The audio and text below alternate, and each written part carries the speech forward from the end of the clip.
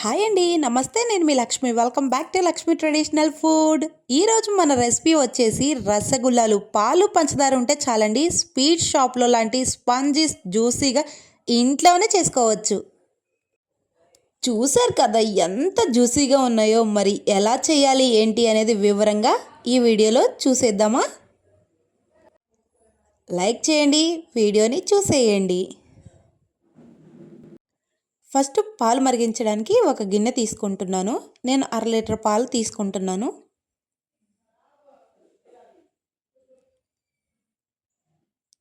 Stove on చేసి stove మీద పెడదాం. ఇవి పాలు ఒక పొంగు వస్తే సరిపోతుందండి, పొంగిపోవాల్సిన పని లేదు. ఆ టైంలో ఒక నిమ్మకాయ తీసుకొని దాని జ్యూస్ పిండుకుందాం. నిమ్మకాయలో కొంచెం వాటర్ యాడ్ చేసుకొని లైట్గా అలా పొంగొచ్చింది కదా, ఆ టైంలో ఆ నీళ్ళు యాడ్ చేసుకుందాం. నిమ్మకాయ నీళ్ళు ఒక్కసారి అన్నీ యాడ్ చేయకూడదండి, కొంచెం కొంచెం యాడ్ చేసుకోవాలి.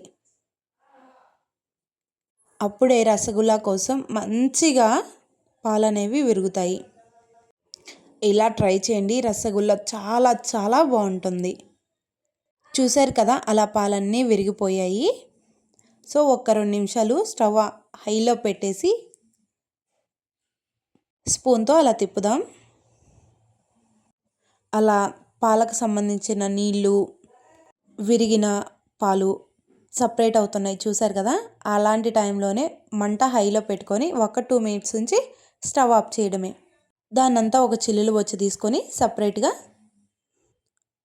వడపోసుకోవాలండి. అలా వదిలేయకుండా నిమ్మకాయ నీళ్ళు పోసాం కాబట్టి ఆ పులుపు తగలకుండా ఉండాలంటే 2 గ్లాసుల నీళ్ళతోటి కడిగి దాన్ని అంతటిని నీళ్ళు లేకుండా ఒక ప్లేట్లోకి తీసుకుందాం. గుర్తుపెట్టుకోండి, నీళ్ళు అస్సలు ఉండకూడదు. ఒక్క చుక్క కూడా నీళ్ళు లేకుండా శుభ్రంగా పిండేసుకోవాలి. అలా వాటర్ అంతా ఎక్స్ట్రా ఉన్నాయని తీసేసుకోవాలి. అప్పుడే మన రసగుల్లా చాలా అంటే చాలా టేస్టీగా, చాలా మృదువుగా, స్మూత్గా చాలా బాగుంటుంది.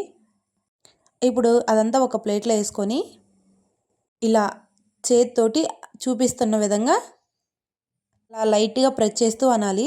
అప్పుడే పగులు లేకుండా చాలా అంటే చాలా బాగా వస్తాయి. ఇంకా మన వీడియో చూస్తూ లైక్ చేయకుండా, సబ్స్క్రైబ్ చేయకుండా ఎవరన్నా ఉంటే నాదొక స్మాల్ రిక్వెస్ట్ అండి, లైక్ చేయండి, సబ్స్క్రైబ్ చేయండి. అలా అంతా మెత్తగా అవ్వాలి. అలా చేత్తో మెదుపుకుంటూ అన్నారంటే స్మూత్గా వస్తాయి బాల్ అనేవి.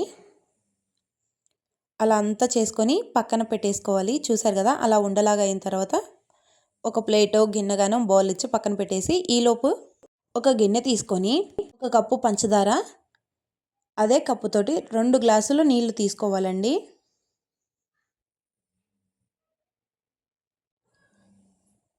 2 యాలకులు, దీన్ని పొడి చేసి వేయాలి అని ఏం లేదు, అలా నలిపేసినా సరిపోతుంది. పంచదార అంతా కరిగేదాకా తిప్పుకోవాలి.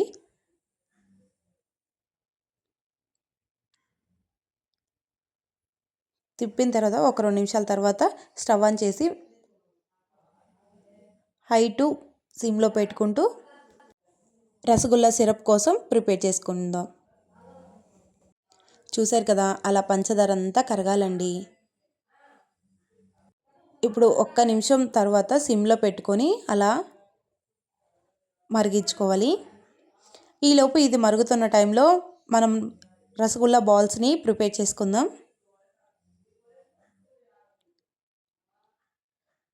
పిండి ఎప్పుడైనా ఎంత మృదువుగా ఉంటే అంత బాగా వస్తాయి బాల్స్ అని, పగలకుండా.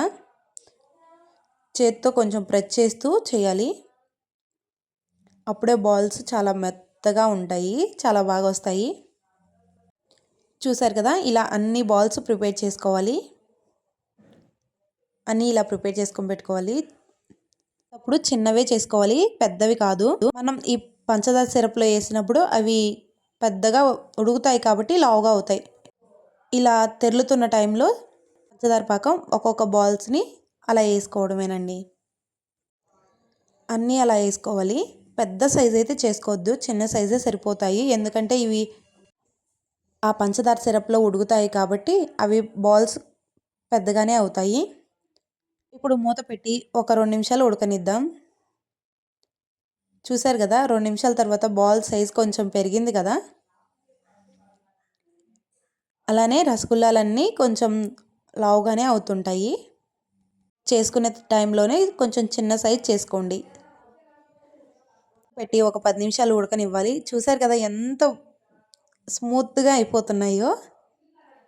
ఇవి ఉడికిన తర్వాత ఒక 4 గంటలు చల్లారనిచ్చిన తర్వాత ఒక 1 అవర్ ఫ్రిడ్జ్లో పెట్టుకొని తింటే స్వీట్ షాప్లో ఎలా ఉంటాయో అలాగే ఉంటాయి. టేస్ట్ అయితే ఏం చేంజ్ అవ్వదండి. చాలా అంటే చాలా బాగుంటాయి. వీడియో నచ్చిందా? తప్పకుండా ట్రై చేయండి. వీడియో నచ్చినట్టయితే లైక్ చేయండి, సబ్స్క్రైబ్ చేయండి, బెల్ ఐకాన్ యాక్టివేట్ చేయడం మర్చిపోవద్దు. మీకు ఏమేమి వంటకాలు కావాలో కామెంట్ సెక్షన్లో అడగండి. ప్రతి వీడియోలో మనం ఒక పొడుపు కథ అడుగుతాం కదా. ఈ వీడియోలో కత్తి లేకుండా కొయ్యగలిగేది ఏంటి? ఆన్సర్ కామెంట్ సెక్షన్లో కామెంట్ చేయండి.